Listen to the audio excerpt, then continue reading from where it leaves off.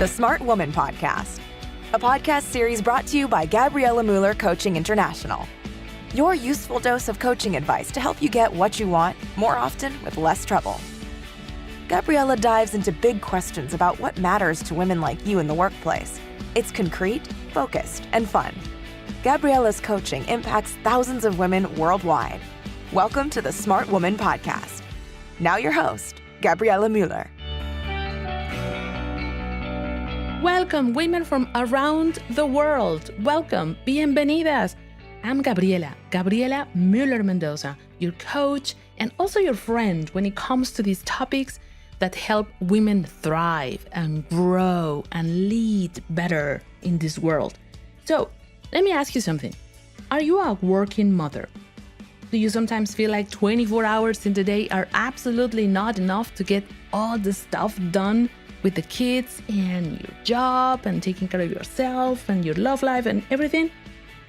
What about your working mom who believes or thinks or feels that her career is really not going the direction that she wants to, and at the same time balancing the different roles and responsibilities of being a working mom? Or working mothers who deal with some of the pressure imposed by society or biases about working mothers who pursue a career and at the same time have children that have to deal with other situations or ideas from her own, either family, circle of friends, co-workers, or society in general. And finally, what about you who don't have children and you are thinking about career or family? If you answered yes to any of those questions, welcome! You are in the right place. Today's episode focuses on some of the stuff that really people don't tell you about being a working mom. Some of the stuff that knowing it, naming it, finally leaves you with some light thinking, okay, I'm not the only one, and it seems like a lot of other people are dealing with the same issue. And at the same time, because I want you to thrive and grow and not only survive, I want to give you a couple of hacks, ideas that if you do them, they can serve you tons of value. Some of them come from my own experience, some of them come from some of the best leaders out there who also happen to be mothers. Elite athletes, people who are holding seats in C-suite level and having 1, 2, 3 children and running different roles as they develop their careers. So, this is the chapter for you. And before I start, I want to make sure that we're linked. If you are in Instagram, Coach Gabriela Mueller. Facebook, Gabriela Mueller Coaching. Twitter, Gabriela Mueller. And if you are really into getting even more tools via email, and sometimes I just share them via email, you may want to go to my website, gabrielamueller.com, and sign up for the newsletter that comes monthly or bi-monthly with golden nuggets, with tools and tips and tricks for you to get more of what you want, more often, and with less trouble. Okay. Before I came to my office and taped this episode, I took a very good morning jog in the morning. This is autumn right now, so it's beautiful leaves, reds and orange and yellows and tons of leaves on the floor, because this is what nature does, right? Declutters itself and makes room for growth. And in life, this is a good analogy that I use for all of us to consider, what do I need to let go of this year to make room for amazing growth and advancement for me in the next couple of months or the next year, in my career, in my life, in whatever field you want to play. So if you're a working mom, this is the one question that I want to start with. What do you know? What is your intuition telling you as a mom that you really need to let go of? Perhaps the fear of being criticized, perhaps a high sense of ego and say, oh, nobody else can do things related at home or related to my kids or related to my job as good as I can. So therefore, you end up not delegating anything to anybody. Or what about the fear or the security about what the other ones are going to say, whether it's your neighbors, your family, your friends, your coworkers? What is the kind of thing that you know that you need to start decluttering? Because here is what happens. The difference between consultants and experts and coaches, which I consider myself a coach, is we ask powerful questions because we know that whoever is on the receiving end, our coachee in this case, you already have your own keys and your answers. And sometimes all we need is powerful questions to explore them and to let them shine. So you know already what overwhelms you. You know what kind of thing you really need to start letting go of. And as I'm telling you this, I have this beautiful view of these amazing tall trees letting these tons and tons of beautiful orange and yellow leaves fall. So I want to use that in your mind as an analogy. Okay, let's talk about some things that really nobody talks about before considering motherhood, or when you have those first years of being a mother. And people don't want to say that some of this stuff is really, really hard. I know making the decision of becoming a mother and a father in a family is not a light one. For the most of us, it takes some time to think about when is the right time, and is the right time ever going to be right? And I've come to discover that there are not really perfect right times. There are just moment by moment, and you are really waiting for everything in your life to get aligned perfectly, to get it all in the golden stage in which you can say, okay, now good, the next thing in my to-do list in life is voila, have kids. More often than no, and it happened to me, and it happens to a lot of the women who I coach worldwide, life tricks you. Because when you think that you are ready, you have aligned all your ducks in life, well, you might be surprised. It won't necessarily work the way you planned it.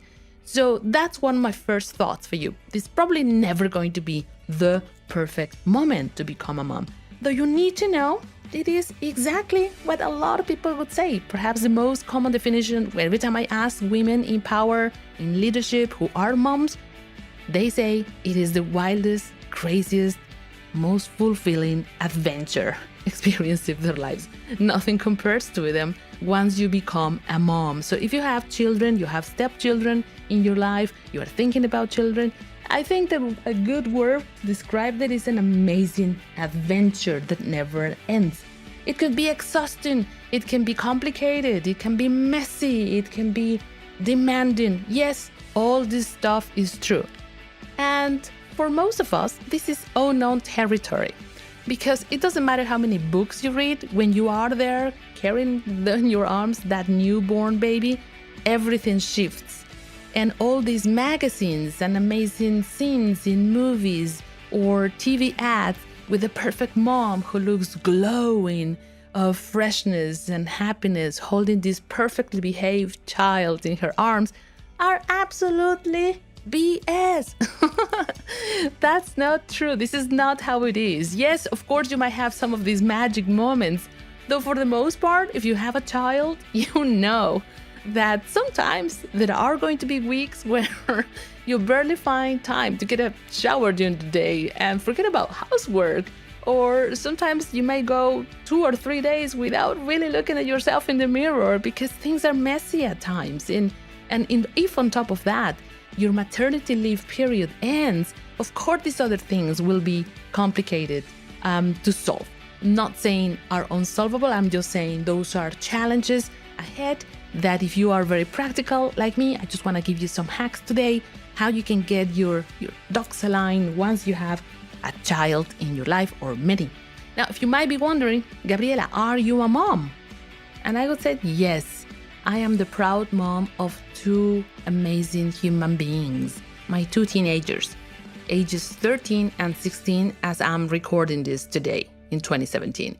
And they keep me on my toes. They keep me and my husband on my toes, who happens to be a very supportive person and loving soul in my life. So whether it's your spouse, your friend, your family, your clan, your tribe, you name them, you give them a name, you need allies in life. Because otherwise, it's a very lonely, challenging place. So I want to give you some hacks in this episode because it doesn't have to be a journey that you have to endure. It's actually an opportunity to thrive. Now, I promise to give you also things that people do not tell you about motherhood and working moms. And that is specifically what happens when a lot of women still today, even in Central European-based companies, where I thoroughly work a lot in STEM areas, science, technology, energy, and math. A lot of these female engineers are still holding back, for example, the news when they know that they're going to be planning family or they're getting pregnant. And the reason is because there is a so-called backlash of being a mom once you have started a career. And part of the cost or the consequences of that is what they would call the dead-end assignment role, which is when they start getting dead-end projects that have low impact, low risk, low profile, and they're not really matching their competencies, their profiles, their strengths, but they're actually put there on the so-called mom's track. Now, the companies that do get this right, they get that flexible working schedules, that daycare options, that job sharing opportunities, that women need some time, and also men need time to do the motherhood and the parenthood that they want to do together or separate, and given reasonable times. Those companies are the ones that are outperforming their competition. Their bottom line is being impacted. The satisfaction of the people that work with them, it's incredible. These people, mothers and parents who feel respected and valued during this time of becoming parents, they would go extra miles for those brands, for those companies that have their soul and their sweat. And so if you are listening to this, you're again mid or senior level, you have women parents in your team, know this. Research shows, and this is Gallup's, which is a really good consultancy company, Gallup's study showed that working women who leave jobs after 3 to 5 years after becoming mothers don't actually leave the jobs because because the children are getting sick from time to time, or because the school schedules are complicated, or because maybe other financial reasons. These are all important, though the number one reason why a working mom would leave a company is because they don't feel valued. You heard me. It's feeling valued, seen, and heard as a professional. And you happen to be a mother. That's another thing, right? So you want to be valued as a professional in the company. And if that's not the case, and your job, the company is not giving you that one cornerstone and the solid reason to stay, you might as well leave. So we see this league of talents. This is maybe one of the reasons why we can now say that even though in fact, most of the university degrees in the world being obtained by women, and yet at the same time, we see this very small percentage, under 20% worldwide, of female leadership really making the decisions in the corporate world everywhere. So anywhere from 4% of CEOs worldwide to mid and senior levels and C-suite level female talent. Okay, now we're gonna go to the hacks, the ideas, the tools that I really want you to make the best of. Again, it comes from some of my own experience. Some of them have served me. Some of them I wish I had 15 years ago when my first child got to be in our lives. So I want you to have those. And I'm just going to go one after the other. Ta-da! Take note. Okay, first things first. Your mindset. Either it's an ouch mindset or a wow mindset. That's it. Very simple. If it's an ouch mindset, it's going to be easy for you sometimes to go to the victimization mode, which is you don't have enough time, you don't have enough sleep, you don't have enough resources, and you start thinking more lack of everything. Lack of love, lack of support, and if that's your focus, guess what? That's what you are going to be getting. Instead, my invitation is think of, wow, I've got enough, or even more than enough. That means the word abundance. So you only have 24 hours, the same hours that Leonardo da Vinci had in his old times, my dear, and the same hours that elite athletes have and female presidents. We all have only 24 hours. So it's about setting priorities and really focusing on what really matters. Remember, the rule of this is 20% of the effort put in what you really, really need to focus during the day will give you about 80% of the benefits of that result that you want. That's the 20-80 percentage, the Pareto law, if that's what you want. Okay, the second thing, women, if you are a working mom, you want to have your me time, meaning time for yourself. Sometimes I would just use the word your goddess time. I know. And for some of you who are already thinking, oh my God, I really don't have that. I wish I had like 10 minutes for myself. Well, like one of my gurus, Robin, said, if you don't have 10 minutes in your life, you don't have a life. So woman, claim those 10 minutes from somewhere. Either you get up early in the morning or go for a jog or simply spend more time before you get up, meditate, just even before you step foot in this world after getting up. You want to have those 10, 15 minutes for yourself and do something that replenish your energy, something that gives you that rest, the time, the relaxation that you need. And you might want, if you are in a working mode, at some point during the day, go into your kind of like in a flight mode. Turn off email, silence your telephone. Your baby perhaps is sleeping if your child is small and still young, or they're taken care of. And you have that for you. And so here is the mistake that a lot of us have made, and including myself.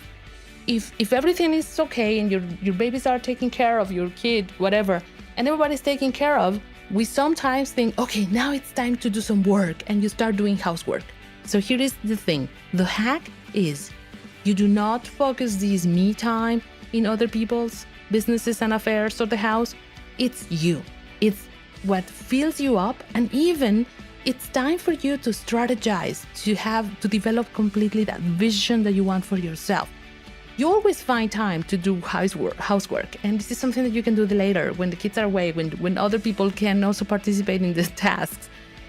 The strategizing time, the me time, the you developing your own vision, intuition, listening to your voice, that's your time. And that cannot happen when other people are around or when things are going mad and crazy in your day-to-day. So here is my advice. Use the siesta time, use your nap time, do something that replenishes. You can be a good book, listen to your favorite music, do a dinner for one, maybe go to the movies, look it up, call up a friend, have tea with yourself, write, use your diary, exercise. Do something that really is going to fill that up with energy, because only then you'll be able to really give. And let's use this analogy. I just came back from LA and I heard that announcement coming through the, in the sound system with all the air attendants being very serious to say, if pressure in the cabin may change, oxygen masks will drop. And please, what is the next sentence? You know it, I know it, and in life is the same. Please wear your mask first before assisting others. And my amiga, that's exactly what I say to working women as well. Let's wear that oxygen mask in life before we're able to take care of all the rest of the world. Okay, the next hack, whatever it is, number 2. You want to do a brain dump. What is that? Okay, so I always have this paper and pen next to my bed.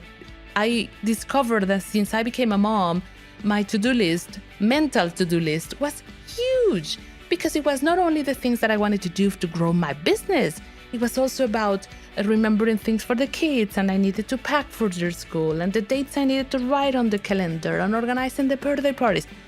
So your list really grows when you have children, right? So here is the thing. The amount of energy that you need to remember all these things, it's just too much. You can't afford it because your focus is then gone. So having the list, either you can have it on your mobile, maybe you dictate to your mobile what you need to do. You put it on your calendar, or a list of things that you're going to take care of them once you have the brain space to do that.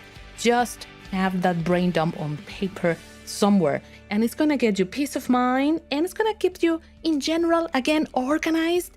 And the other thing is that distinguish between important and urgent. So you might want to go back to one of the chapters where we talked about setting priorities. That is a golden rule, my friends. Okay, the next hack has to do with a tool that is going to help you overcome one of the things that sometimes hurt or disempowers working mothers. And that is this society stigma about working moms. And I can give you 2 examples. And if you relate to any of this, by all means, otherwise, let me know in your comments what your story could be related to this. I used to have a friend who then I discovered wasn't really such a good friend, though. This could be her comment. Every time I would share with her that I had a professional success and I would tell her the story, the trip, the project about, she would say something like, "Oh, that's fantastic. I'm so happy for you." Well, I could pursue something like that, though for me, family really comes first. You see, the underlying message is, that's good that you're doing great things in the world. It just seems that your family doesn't come first for you. That was what she was saying. And perhaps it was a well-intended comment, though it made me feel like, oh, wow. It's like, ooh, is it my mission coming first on my family? And of course, with the time, and overcame that because it was absolutely not true. Though in those moments, those are not cheering voices of your tribe. These are stigmas or biases associated with it. So what you want to do is distinguish those cheering voices, the ones that are supportive for you, and the ones that are going to disempower you, criticize you, and leave you in a place of feeling either more guilt or more troubled. And you want to, again, those critics or haters or whatever you can call them, they can be even dear friends or family. In those moments, if they're not cheering allies and partners, feel free to don't give a beat about them and move on. And you might want them again in your life later, once your kids are older, if you think that they are, a plus in your life later. In those moments where you are vulnerable, in a vulnerable place, sorting your roles out and being a productive, inspired mom and a professional, you need supportive voices, period. Okay, and last hack of today, and not because there are no other ones, it's just that because I'm running out of minutes here. And I hope that you're still tuning. The last one is share the CEO place, okay? Yes, for a lot of us, we feel we want to or we wish to know that the CEO seat at home is reserved for us. And this one I learned sometimes the hard way because I would go away a couple of years ago for different trips, and my husband could then stay home. And even from places like Latin America or Africa, I would still call him and give him a couple of instructions how I thought he should organize the kids' schedule or the meals or playtime with other kids. And one day my husband said, "Honey, you really need to give me those controls when you leave home." And that means he is in control when I'm not there. And when I'm there, we play by the rules that we have both set. It's not that I'm the one calling all the shots. It's just that then we have shared responsibilities. If I'm working away and he's the one running the house, he is the CEO. And even if I don't 100% may like or agree what he decides, well, I bite the bullet because I wasn't there. And that way, he felt in a way empowered and with the control that he needed to make important decisions for our children, for the household as I was gone. And now it's working much better. It's never a flawless process. It's always a bit messy here and there. Every week is different. Last week I was 2 days in Los Angeles, and that was a crazy quick trip. And I'm home, and this is the weekend. I'm having this only 1 hour for this podcast for you because my kids are, again, taken care of right now, and they have their own thing going on. At the same time, I have the mental space to be here when I'm away. And for example, I'm going to Ireland for 1 day next week. Again, sharing that CEO space. And sometimes I'll be at home and he'll be the CEO. I don't have to be away to share that place. And it's very important for the kids to know that we have an agreement about it. And it's no longer so stressy and chucky, and every time that I would leave, they have different rules in place. It's not really like that. So just make sure that you have those conversations, that you are able to give those controls to whoever is running the house. It could be a caregiver, it could be your spouse, it could be your ally, your tribe, whoever it is. Be able and learn to delegate. Okay, in conclusion, a mindset that is a wow mindset with abundance, me time or goddess time, having brain dumps so really you get organized, get your supportive tribe together, be able to ignore critic voices and look for cheering allies, and share the CEO seat. Okay, my dear amigas, I hope that you go for your boldest dreams. Let's stay connected. Instagram, Coach Gabriela Mueller. Twitter, Gabriela Mueller. Facebook, Gabriela Mueller Coaching. And finally, sign up for my newsletter with tips and tricks that only can get to you via email. And at the same time, with some fresh news. I'm writing a book. When I launch it, you'll be the first ones to know. And this podcast, there are new chapters. There's a new program. I'm doing some exciting crowdcast or webinar courses and putting out their courses for everybody in different platforms in this year and next year. So you really want to stay tuned. Chicas, go for your boldest goals. Stay tuned. Get more of what you want, more often, and with less trouble. Until next time in the Smart Woman Podcast. Hasta la vista.